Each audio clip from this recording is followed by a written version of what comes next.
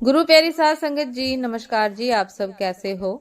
आशा करती हूँ बाबा जी के श्री चरणों में अरदास करती हूँ कि मालिक की कृपा से, निरंकार दातार की मेहरबानी से आप सब बहुत खुश होंगे, मौज बहार में होंगे और अवश्य ही भजन सिमरन में होंगे।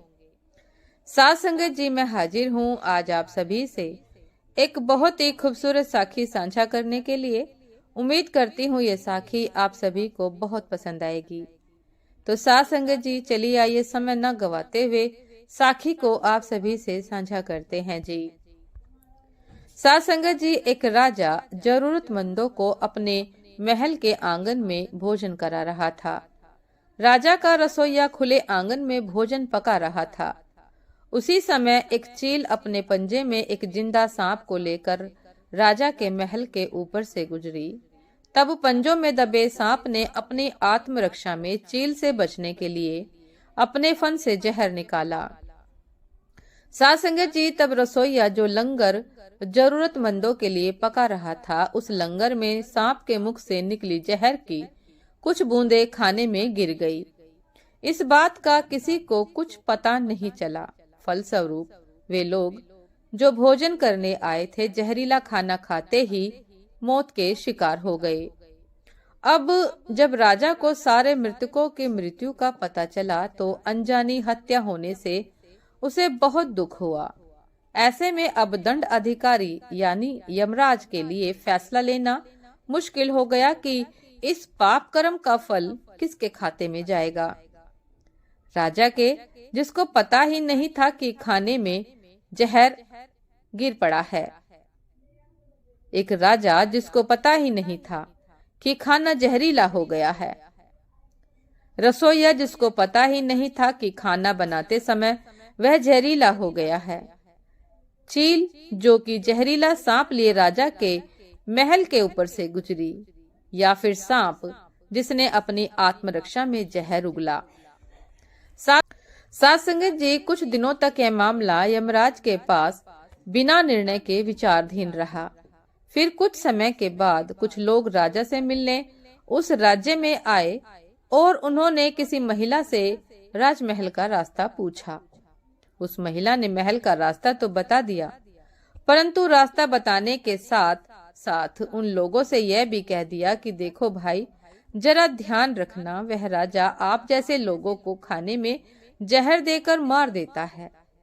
बस जैसे ही उस महिला ने ये शब्द कहे, उसी समय यमराज ने निर्णय ले लिया कि उन मृत व्यक्तियों की मृत्यु के पाप का फल इस महिला के खाते में जाएगा और इसे उस पाप का फल भुगतना होगा।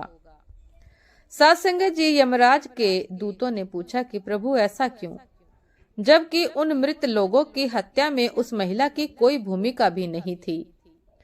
तब यमराज ने कहा कि भाई देखो, जब कोई व्यक्ति पाप करता है तब उसे बड़ा आनंद मिलता है, पर उन मृत लोगों की हत्या से न तो राजा को आनंद मिला, ना ही उस रसोइया को आनंद मिला, ना ही उस सांप को आनंद मिला और ना ही उस चील को आनंद प्राप्ति हुई। पर उस पाप कर्म की घटना की बुराई करने के भाव से बखान करके उस महिला को जरूर आनंद मिला। इसलिए राजा के उस अनजाने पाप कर्म का फल अब इस महिला के खाते में जाएगा। बस इसी घटना के तहत आज तक जब भी कोई व्यक्ति जब किसी दूसरे के पाप कर्म का बखान बुरे भाव से करता है, तब उस व्यक्ति के पापों का हिस्सा उस बुराई करने वाले के खाते में भी डाल दिया जाता है। अक्सर हम जीवन में सोचते हैं कि हमने जीवन में ऐसा कोई पाप नहीं किया, फिर भी हमारे जीवन में इतना कष्ट क्यों आया। साध संगत जी, ये कष्ट और कहीं से नहीं बल्कि लोगों की बुराई करने के कारण उनके पाप कर्मों से आया होता है, जो बुराई करते ही हमारे खाते में ट्रांसफर होती रहती है। साध संगत जी, ये थी आज की एक बहुत ही खूबसूरत साखी कि कई बार हमें अनजाने कर्म का फल भी भुगतना पड़ता है। साध संगत जी, कर्म फल कैसे काम करता है आपने जाना कि हमें कई बार उस कर्म का फल भी भुगतना पड़ता है जो हमने किया ही नहीं, पर निंदा करने के कारण। साथ संगत जी, उम्मीद करती हूँ कि साखी आप सभी को बहुत पसंद आई होगी।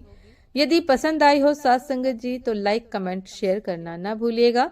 चैनल पर जो भी नए हैं कृपा करके सब्सक्राइब कर लीजिएगा ताकि चैनल पर मिलने वाली सभी शब्द साखियों की अपडेट आप सभी को समय पर मिलती रहे। साथ संगत जी, आप हमें इंस्टाग्राम पर भी फॉलो कर सकते हैं। इंस्टाग्राम का लिंक डिस्क्रिप्शन बॉक्स में दिया गया है। तो साथ संगत जी, दासी को अभी आगे दीजिए। आपसे फिर मुलाकात होती है एक नए शब्द साखी के साथ, एक नए प्रेरणादायक विचार के साथ। तब तक के लिए नमस्कार जी। सदा खुश रहिए, मुस्कुराते रहिए, भजन सिमरन अवश्य करते रहिए और निंदा से बचते रहिए, क्योंकि निंदा के बहुत दुष्ट परिणाम होते हैं। नमस्कार जी।